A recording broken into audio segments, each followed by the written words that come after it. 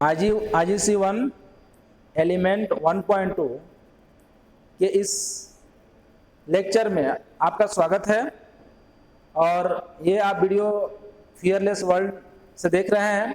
अगर ये वीडियो अच्छी लगेगी तो कृपया लाइक, शेयर और कमेंट करेंगे और अपने फ्रेंड के साथ शेयर करेंगे और बेल आइकन को भी ज़रूर दबाएंगे ताकि इसका जो भी अपडेट्स आएगा आपको पहले मिल जाएगा।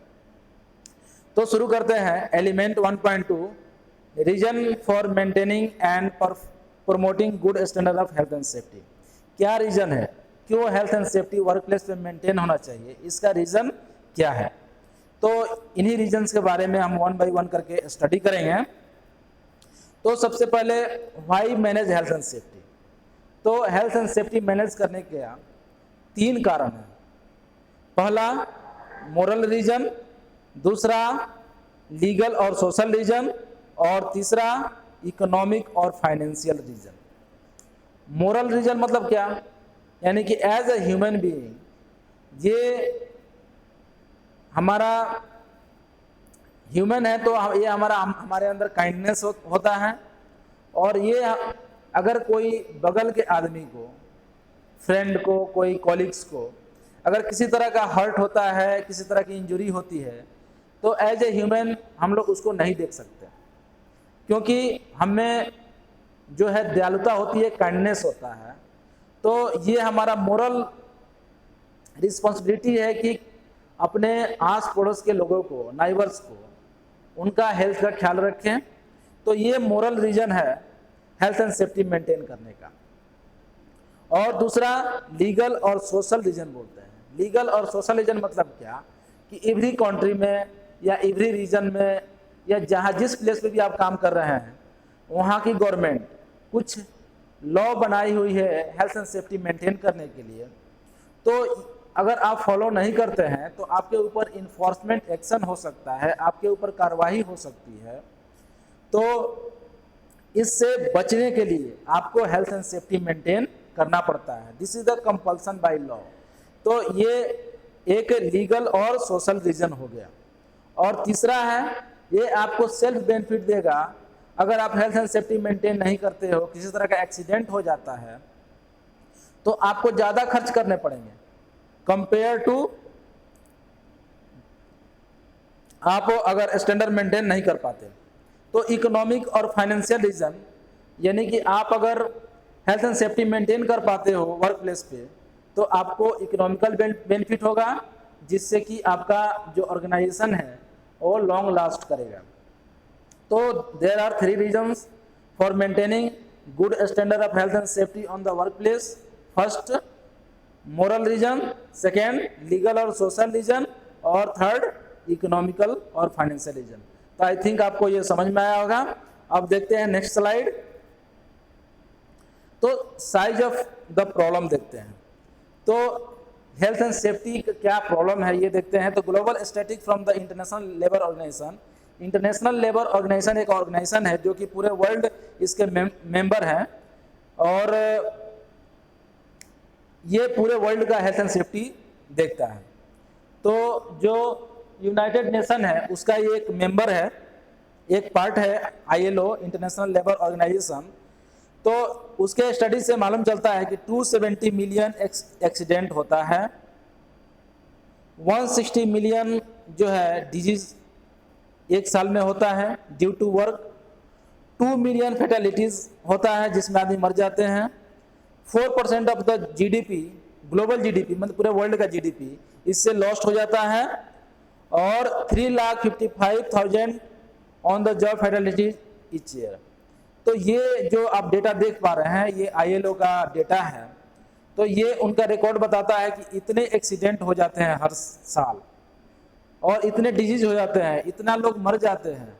तो अगर आप इस चीज़ को मेंटेन करोगे तो वर्क प्लेस पे हेल्थ एंड सेफ्टी अगर मेंटेन करते हो तो ये जो एक्सीडेंट है ये मिनिमाइज हो जाता है, जिससे कि पूरे वर्ल्ड का ग्रोथ होता है। यानी कि ये जो GDP है वो पूरे वर्ल्ड का मतलब कि जो लॉसेज है वो नहीं होता है और GDP जो है वो ग्रोथ होता है।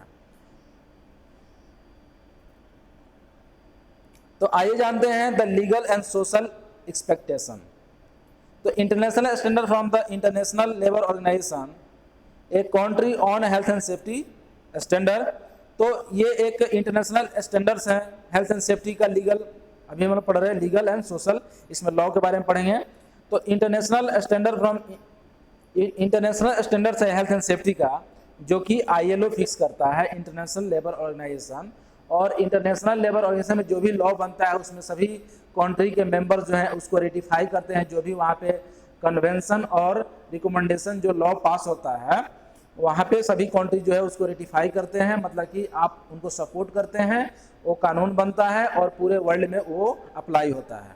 और इसके साथ साथ इंटरनेशनल लॉ के साथ साथ सभी कंट्री में every country has their on health and safety law, उनका स्टैंडर्ड्स है, तो उसको भी वहाँ पे फॉलो करना है। Who is responsible for health and safety? तो हेल्थ एंड सेफ्टी के लिए रिस्पॉन्सिबल कौन है? तो एवरीबॉडी रिस्पॉन्सिबल है, यानी कि but most of the responsibility lie the employer to provide. लेकिन ज़्यादा रिस्पॉन्सिबिलिटी किस पे है? एम्प्लॉयर पे। अगर हम किसी वर्क प्लेस पे काम कर रहे हैं, किसी कंपनी में काम कर रहे हैं, तो ये हमारी भी रिक्वायरमेंट है कि हेल्थ एंड सेफ्टी को वहाँ पे फॉलो करें, ताकि हम सेफ रहें, कंपनी सेफ रहे, और जिससे कि कंट्री का या वर्ल्ड का ग्रोथ होता है। तो आइए जानते हैं कि एम्प्लॉयर जो है ये ज़्यादातर रिस्पॉन्सिबिलिटी एम्प्लॉयर के ऊपर, यानी कंपनी का जो मालिक है, जो कंपनी का ऑनर है, उसके ऊपर ये रिस्पॉन्सिबिलिटी है कि कंपनी में हेल्थ एंड सेफ्टी मेंटेन करे। तो आइए जानते हैं कि क्या क्या उसकी रिस्पॉन्सिबिलिटी है। तो एम्प्लॉयर की रिस्पॉन्सिबिलिटी है सेफ प्लेस ऑफ वर्क, यानी कि जो कंपनी, जिस कंपनी में आप काम कर रहे हैं, वो जो भी वर्क प्लेस वहाँ पे है वो सेफ होना चाहिए, वो एम्प्लॉयर प्रोवाइड कराता है। सेफ प्लांट एंड इक्विपमेंट, जो भी वहाँ पे इक्विपमेंट है वो सेफ होना चाहिए। सेफ सिस्टम ऑफ वर्क, यानी कि वहाँ पे जो सिस्टम ऑफ वर्क है वो सेफ होना चाहिए, यानी कि वहाँ परमिट टू वर्क हो, वहाँ पे लोटो का प्रोसीजर हो, वहाँ पे SOP हो, स्टैंडर्ड ऑपरेटिंग प्रोसीजर हो, यूजर मैनुअल हो। तो अगर इस तरह की वहाँ पे अवेलेबल हो तो वहाँ सेफ्टी से काम हो पाएगा। और इसको यूज़ करने के लिए सेफ सिस्टम ऑफ वर्क किसी को मालूम नहीं है तो उनको ट्रेनिंग होना है उस चीज़ पे। अगर किसी इक्विपमेंट पे आप काम कर रहे हैं तो उस पर ट्रेनिंग प्रोवाइड होना चाहिए उनके पास। और सुपरविज़न, यानी कि हर व्यक्ति काम कर रहा है उसके ऊपर एक और व्यक्ति होना चाहिए, एक और स्टाफ होना चाहिए जो कि उसको सुपरविज़न कर सके। यानी कि आप काम कर रहे हैं तो आपके ऊपर एक आदमी होना चाहिए जो आपको देख सके कि आप अच्छे से काम कर पा रहे हो कि नहीं। तो सुपरविजन की बहुत ज़रूरी है। एंड कॉम्पिटेंसी ऑफ स्टाफ, यानी कि कॉम्पिटेंसी ऑफ स्टाफ को प्रोवाइड करना ये एम्प्लॉयर की रिस्पॉन्सिबिलिटी है। तो कॉम्पिटेंसी ऑफ स्टाफ मतलब क्या समझते हैं? यानी कि वैसा स्टाफ जिसके पास नॉलेज हो, एक्सपीरियंस हो, ट्रेनिंग हो, एबिलिटी हो। अगर ये चार चीज़ें हैं यानी कि वो स्टाफ कॉम्पिटेंट है। The business case, accident and ill health cost money. पहले ही बताया था ये फाइनेंशियल रीजन से मेंटेन, अगर आप हेल्थ एंड सेफ्टी मेंटेन करते हो तो ये इकोनॉमिकल और फाइनेंशियल रीजन से अच्छा है। तो हम लोग 3 रीजन पढ़े थे हेल्थ एंड सेफ्टी मेंटेन करने का, मोरल, सोशल और लीगल, फाइनेंशियल और इकोनॉमिकल। तो देखते हैं कि जो अगर एक्सीडेंट होता है, किसी तरह का एक्सीडेंट एंड इल हेल्थ जो होता है वो किस तरह का फाइनेंशियल वो कॉस्ट होता है कंपनी पे। तो 2 तरह का कॉस्ट होता है, एक डायरेक्ट कॉस्ट और एक इनडायरेक्ट कॉस्ट। डायरेक्ट कॉस्ट मतलब क्या? जिसको आप मेजर कर सकते हो। इनडायरेक्ट कॉस्ट मतलब क्या? जो कि कॉन्सिक्वेंस से एराइज होता है। जैसे अगर कोई आदमी, किसी वर्कर्स को एक्सीडेंट हो जाता है तो आप तुरंत फाइन पे करते हो। वहाँ पे कोई डैमेज इक्विपमेंट हो जाता है उसको आप रिप्लेस करते हो। ये सभी क्या है? Direct cost. इनडायरेक्ट कॉस्ट क्या? उस जगह पे दूसरे आदमी को लाना है, उसको ट्रेनिंग देना है, ये सभी क्या है? इनडायरेक्ट कॉस्ट हो जाता है। आपका रिपुटेशन चला गया, ऑर्डर आपके पास कुछ इक्विपमेंट बनाने का मिला था वो हाथ से चला गया, ये सभी क्या है? इनडायरेक्ट कॉस्ट है। और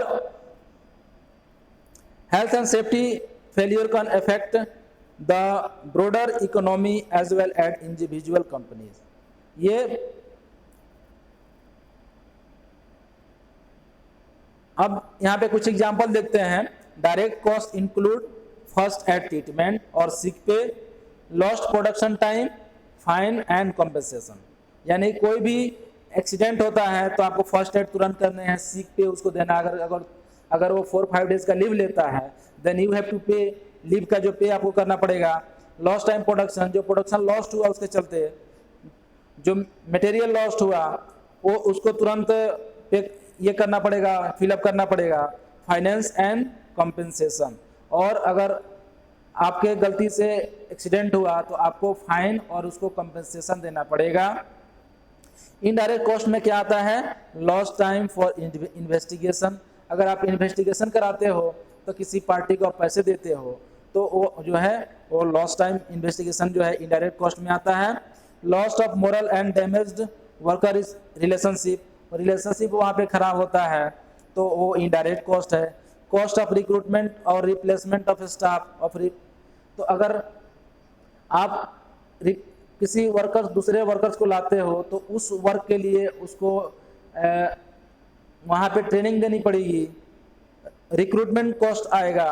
तो ये सभी जो है इनडायरेक्ट कॉस्ट है। और लॉस्ट रिपुटेशन, और जो आपका इमेज खराब होगा, जो आप ऑर्डर जो है चला जाएगा, वो जो है इनडायरेक्ट कॉस्ट में आता है।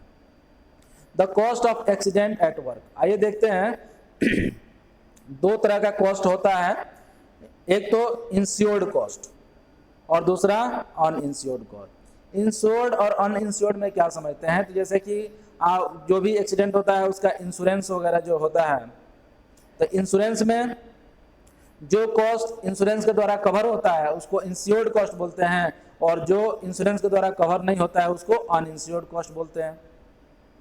जैसे fire, worker injury, death, medical cost, ये सभी इंश्योरेंस मिल जाता है। तो जो इंश्योर्ड कॉस्ट है वो कम होता है, जो अनइंश्योर्ड कॉस्ट है वो ज़्यादा होता है। जैसा कि आप इस इमेज में देख रहे हैं तो यहाँ तक इसके ऊपर वो अनइंश्योर्ड कॉस्ट है, इसके नीचे अनइंश्योर्ड कॉस्ट, ऊपर इंश्योर्ड कॉस्ट है, नीचे अनइंश्योर्ड कॉस्ट है। तो जैसे अनइंश्योर्ड कॉस्ट में लॉस्ट ऑफ रॉ मटेरियल, इसका इंश्योरेंस से पैसा नहीं मिलता है। सिक पे है, ओवर टाइम जो कराए उसके जगह पे इसका पैसा नहीं मिलता है। और इक्विपमेंट रिपेयर और लॉस्ट मटेरियल, ये सभी अनइंश्योर्ड कॉस्ट है। तो आज के इस सेशन में इतना ही। आप देख रहे थे निपोस IGC 1 का लेक्चर, और आप इसका लेक्चर जो पार्ट 3 है वो भी देखें, जिससे आपको ज़्यादा से ज़्यादा नॉलेज मिल पाएगा।